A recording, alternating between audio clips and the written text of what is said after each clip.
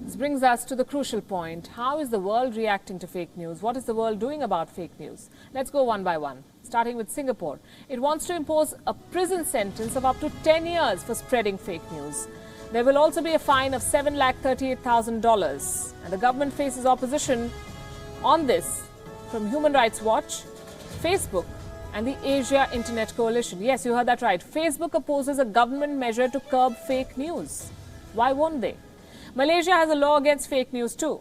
Again, like Singapore, there is opposition against it. The government was accused of curbing free speech with the imposition of the anti-fake news law, but the law still holds.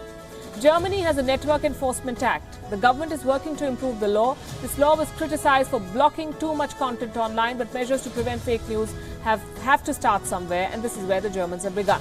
The German government says it is committed to preventing hate speech or pro-Nazi ideology online. Besides, the European Commission set up a committee last year to advise on a policy on fake news. The Union wants to take up the recommendations of the panel with tech majors. Russia recently signed a law against fake news. Russia wants to impose stringent fines of up to 4 lakh rubles, that's more than $6,000. Authorities can block websites if they fail to comply with Russian standards on regulating online content. France has a unique story on dealing with fake news. The French law seems to target foreign press rather than curbing fake news at home.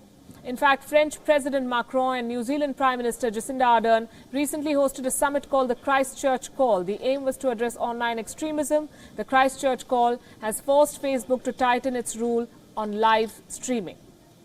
And how can we forget the US when we discuss fake news? Their president is busy branding media houses as purveyors of fake news. The US is also looking to bring specific laws to handle fake news.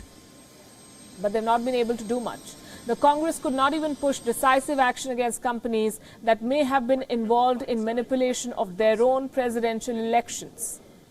China is silently building its own tools to prevent fake news. China's biggest news aggregator, Tuotiao, is working on artificial intelligence algorithms to identify fake news on online platforms. There's also a strict restriction on media platforms in China.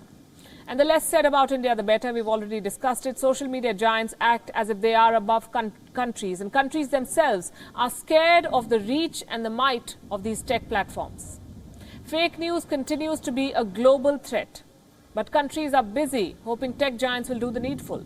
Are algorithms the best way to prevent misinformation? The jury is still out on that question. Platforms like Facebook say that they use algorithms and the latest AI tools, artificial intelligence. But their fake news problems have not gone away. Now, Facebook has contracted third-party fact-checkers to call out fake news. That has not helped either. Besides, in the internet age, platforms which are used across the world need a uniform global standard on misinformation and fake news, a global law. Is it time for a global regulation? Not many international leaders have spoken about it. Like with global warming, there's been much talk, no action, no unified action at least.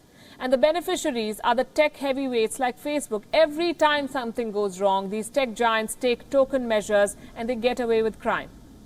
In the information era, misinformation and fake news are the biggest threats to democracy across the world. It's a pity that no country has a plan in place to handle this threat.